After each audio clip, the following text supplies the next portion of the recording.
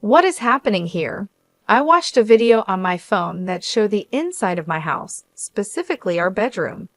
I have an app that lets me watch live footage from our security cameras at home. In the video, I saw my husband with another woman. They were too close to each other to just be friends. Then I heard them talking. Are you sure she doesn't suspect anything? Yeah, I've been following your instructions perfectly. She has no idea. She totally believes me. They laughed and playfully jumped onto the bed. I was shocked because the woman with my husband was my own sister. My name is Karen McDougal. I am 53 years old. My husband James is almost 56, and we have been married for 21 years. We don't have children, and it has always been just us two. We had a comfortable life until about 12 years ago when James was diagnosed with early onset dementia. His condition worsened over time. He began forgetting important meetings, how to do his job, and where he placed things. He even had trouble dressing himself and would often bump into things. Once, he left a kettle on the stove, nearly causing a fire. So James and I sought advice from my sister, Nicole, who runs a care home. She recommended a hospital where James was diagnosed. He had to retire, and now a caregiver from Nicole's facility visits our home twice a week. These days, I am the main earner in our family, working hard every day. One day when Miss Tom, our regular caregiver, visited, Nicole came with her. She said, "How's James doing? He's your husband, and I'm worried too." Since we started using Nicole's facility, she often stops by to check on us. I left for work knowing James was in good hands. My sister Nicole has looked after him like a brother ever since we got married. She always wanted a big brother when we were kids. She was very upset when James was diagnosed with dementia. Although she's busy, she often checks on us, which I really appreciate. Thanks to Nicole and Miss Tom, I can work peacefully knowing James is safe at home. Without my job, we'd struggle financially, so I'm very grateful to them. However, they can't help on weekends, so I take care of James alone then. I work during the week and care for James on weekends, leaving me no time for myself. I hadn't realized how tired I was, but a nurse at the hospital, who I've known for nearly 12 years, noticed. "Mrs. McDougal, it's tough caring for your husband. You need some time to rest," she told me. I know I can ask Nicole and Miss Tom for emergency help, but I don't want to trouble them more. By the way, there's a new nurse here from a specialized dementia hospital in Kansas City. She might help you. Look, there she is. I looked where the nurse was pointing, and to my surprise, it was Judy, my best friend from college. We hugged and caught up happily. Judy, who played softball in college and still looked sharp with her neat, short haircut, exclaimed, "Karen, you haven't changed at all." "Neither have you, Judy. I'm so glad to see you," I replied. Judy had waited for her children to grow up, divorced, and moved back to her hometown. "Let me know when you're free for coffee," she suggested. Just then, James came out in his wheelchair after his tests. "This is my husband, James," I introduced him. "It feels like it's been forever since our wedding." "Yes, it has been a long time," I replied to Judy, my friend from college. As she bent down to look James in the eyes, he was sitting in his wheelchair. Judy paused, looking a bit unsure. "Oh, sorry, James. We met at your wedding, right?" she asked. James smiled at her and replied, "Is that so? I'm looking forward to your future care. Thank you in advance." Judy seemed to have a thoughtful look as she observed James. Noticing my confused expression, she stood up smiling. "I've taken care of many patients like your husband, so I might be able to offer some advice. I think I can help, so feel free to ask." "Yeah, I'll definitely rely on you. Thanks, Judy," I said. We said goodbye to each other after that. Over the next few months, I ran into Judy a few times, like when I went to pick up James's medicine or when his health got worse. Each time, Judy looked at me with concern, but I pretended not to notice and just shrugged it off. A few months after reuniting with Judy, James and I went to the hospital together. As James was called in for his checkup, I heard someone call, "Karen." It was Judy, looking serious. "Is something wrong?" I asked. "Your husband James just went in for his examination. Do you have a moment?" Judy asked. "Sure, I guess," I replied. Judy led me to a counseling room. "Karen, how is it taking care of James? Are you managing okay?" she inquired. "Thanks for asking," I said. I shared with Judy about James's recent health and how the constant caregiving was wearing me down. Judy listened intently, seeming concerned about my well-being. But then she started to say something surprising. "Actually, Karen?" What she said next was hard to believe. About a week before we met again, Judy told me she was shopping in town when she saw Nickel with a man she recognized. Nickel introduced him as her boyfriend. Later, at the hospital, I realized the man was James, my husband. It was all very confusing. "Judy, that explains the strange look you had when we met," I said. Judy had seen Nickel and James together in town just a week before our meeting. However, James didn't seem to notice Judy.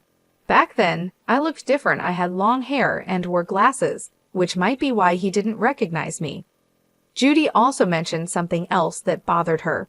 She felt James's behavior at the hospital didn't seem right for someone with dementia. He acted just like someone she had seen at her old job who was faking dementia. The man she saw in town walked confidently and responded clearly, looking perfectly healthy. "Could you have mistaken someone else for him?" I asked. "I don't think so," Judy replied. "You know how James has those distinctive moles under his right eye? The man with Nickel had them too. It's quite a unique feature." Judy realized she might have spoken inappropriately about my husband and apologized. But it was true, James does have those moles, and it's rare for someone else to have the same ones in the same place. Could James have been pretending to have dementia for 12 years and be having an affair with Nickel? The story was hard to believe, but Judy isn't known to lie. "I don't think this hospital is very good," Judy admitted. "The doctors aren't great, and I've heard some bad rumors. It seems odd that they have so many patients.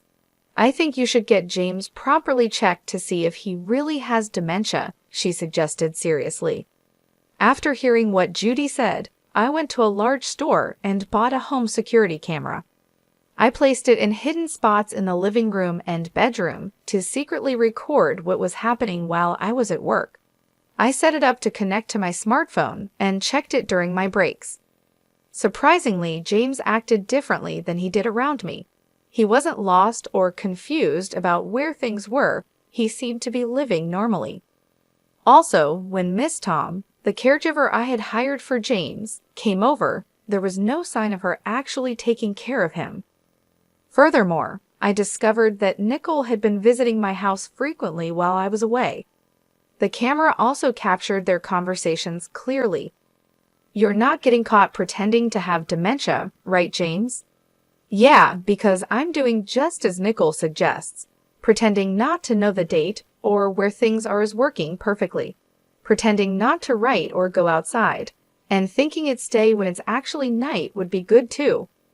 Karen is a trusting person, so I don't think she'll suspect anything." "Is Miss Tom okay? Won't she spill the beans?" "Ah, she's fine. She's a single mom with a kid, so she needs the money. I've been giving her a bit more salary, and she's been keeping quiet." After laughing together, they would flirt and head to the bedroom. I was speechless when I saw the footage. I couldn't believe my sister and husband were plotting behind my back, but the evidence was clearly recorded on the camera. Confronted with the undeniable truth, I felt lost.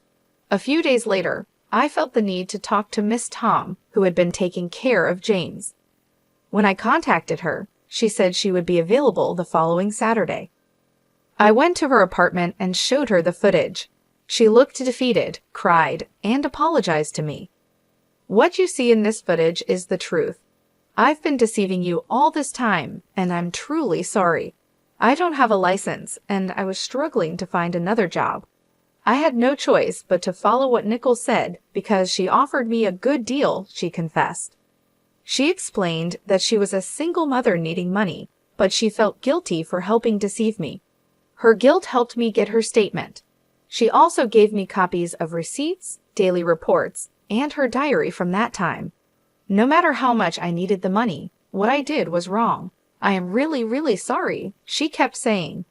Besides the evidence and testimony from Ms. Tom, I gathered more proof by talking to a few people involved and then spoke with my lawyer. I decided it was time to confront James and Nicole. I pretended to go to work like usual, waited near my house, and went back when Nicole arrived and they were likely together. I caught them off guard and they panicked. I know everything now, James, I said coldly. He quickly started confessing. It wasn't my idea. Nicole seduced me. She suggested we pretend I had dementia so you would support us. We could meet while you were at work. Even Miss Tom was hired by Nicole as an alibi. Nicole got angry and shouted James was fully involved in the plan, and now he's trying to escape blame. That's cowardly.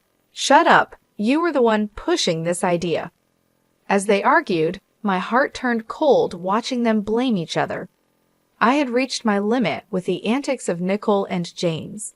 Exasperated, I commanded, "That's enough. Both of you, get out." I didn't just speak. I acted, tossing them out of the living room window along with their clothes and Nicole's purse, which were scattered all over the floor. Then I slammed the window shut. They continued to bang on the glass, pleading for a chance to explain, but I was done listening. I drew the curtains to shut them out completely. Their persistent banging prompted me to send a stern message via WhatsApp. Be quiet, or I'll call the police. Leave now. That silenced them. Over the next few days, they repeatedly came to my house and bombarded me with messages on WhatsApp, which was incredibly irritating. To escape the constant reminders of their betrayal, I decided to sell the house. Fortunately, I had the foresight to transfer the property into my name after James was diagnosed with dementia. Given his condition and retirement, he was no longer in a position to manage our finances, including the mortgage. This precaution proved wise, as I was able to sell the house for a good price and purchase an apartment with the funds I had discreetly saved over the years. Although I hadn't anticipated such a drastic turn of events, I was relieved that my past decisions had prepared me well.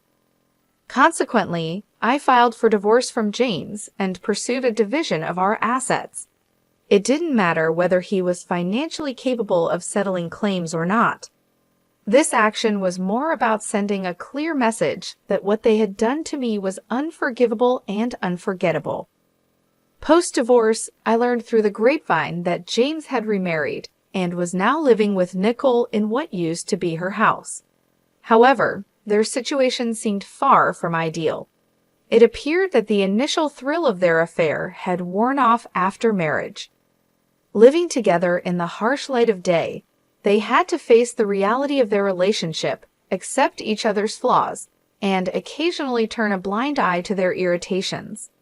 I imagine this proved challenging for them, considering they had stepped into marriage in the aftermath of deceit. If they ever considered separation, it would not be straightforward. With both of their parents gone, and the house where James and I had lived already sold, James had no old home to return to. They had no other family to fall back on, leaving them to navigate their complex relationship alone.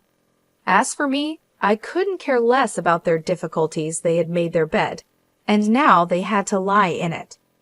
After Miss Tom came forward with her revelations, the repercussions were swift and severe. Nicole's care facility had its license revoked and was subsequently shut down. It turned out that the facility was financially unstable. It hadn't been making enough profit to cover the loans taken out from the bank at its inception. Now, Nicole is burdened with a significant amount of debt. This seems like a fitting consequence for a sister who betrayed her own family by stealing her sister's husband. The doctor who issued the fake diagnosis for James also faced serious consequences following the exposure of his malpractice. His reputation was tarnished, and his professional misconduct led to a domino effect within his clinic. His staff, disillusioned and disappointed by their association with unethical practices, resigned one after another. Judy was among those who left, no longer able to support the deceitful operations. With his team dissolving, it became impossible for him to maintain his clinic, leading to its inevitable closure. This doctor had been involved in corrupt activities, accepting bribes from disreputable sources to produce false medical reports. He had issued such a report for James, falsely diagnosing him with dementia. In exchange for these reports, he received patient referrals from these unethical collaborators. This explained the influx of patients at his clinic despite his lack of skill and poor reputation. The revelation of these deceitful practices was a shocking discovery for me. It highlighted just how egregious some medical professionals could be, exploiting their authority and the trust placed in them for personal gain. However, this situation also forced me to confront a painful truth about myself. I had been overly trusting, taking my sister's and the doctor's word at face value without sufficient scrutiny. Judy often pointed out that my kindness and trust in others were excessive, and this ordeal confirmed her observations. This entire experience has been a sobering reminder of the importance of vigilance and the potential consequences of naivety. It has prompted me to reevaluate how I trust and the extent to which I should verify information, especially when it concerns the well-being of my loved ones. As painful as these lessons have been, they have instilled a more cautious approach to trusting others in my future interactions. I used to trust people easily, but recent events have taught me the importance of questioning what I'm told and relying more on my own judgment.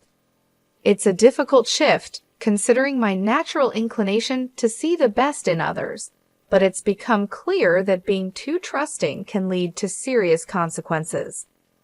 While I navigate these changes in how I approach relationships and information, it's reassuring to see familiar faces settling into new beginnings. Judy, a friend whose judgment and integrity I've always respected, has successfully transitioned to a new job at a large general hospital in a nearby town.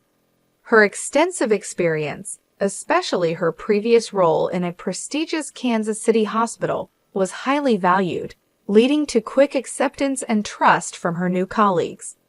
She's thriving in an environment that appreciates her skills and dedication, which brings me a great deal of joy knowing that she's finding fulfillment in her work. In a lovely turn of events, on Judy's recommendation, Ms. Tom, who was entangled in the recent turmoil but showed remorse for her actions, has found a position at the same hospital, working in the cafeteria. It's a fresh start for her, an opportunity to rebuild her life in a less pressured role, away from the complexities of direct patient care. This chance at a new beginning in a supportive environment might just be what she needs to move forward. One of the brighter moments during these times has been the arrival of a new companion, a male miniature Dachshund puppy whom I brought home about a month ago. His joyful demeanor and playful antics are a constant source of comfort and delight after long, tiring days. Judy's affection for him is evident. Her eyes sparkle with joy every time she sees him frolicking with his favorite ball. While she insists that her frequent visits are purely to indulge in his cuteness, I know there's more to it. Judy is considerate and caring, often using her love for the puppy as an excuse to check on me, ensuring I'm not just coping but thriving despite the challenges I've faced. These visits from Judy have become a cherished part of my routine. They remind me that life can still hold simple joys and genuine connections, even after profound loss. The laughter we share, the quiet moments spent in companionable silence, and the comfort of having someone who understands and supports me unconditionally are invaluable. It has led me to reflect on the unexpected paths life takes us on, and how sometimes the outcome isn't as bleak as it initially seems. Losing my husband in the way I did was devastating, and the betrayal cut deep. However, finding solace in my friendship with Judy and the unconditional love of my new puppy has given me a renewed sense of purpose and happiness. It's in these small, everyday moments with them that I find strength and recovery. As I adjust to this new phase of life, the idea of living a single life, enjoying the company of my dear friend, and my delightful puppy doesn't just seem bearable, it feels genuinely fulfilling. Perhaps this is what contentment looks like for me now. Simpler, quieter, but no less rich in love and companionship.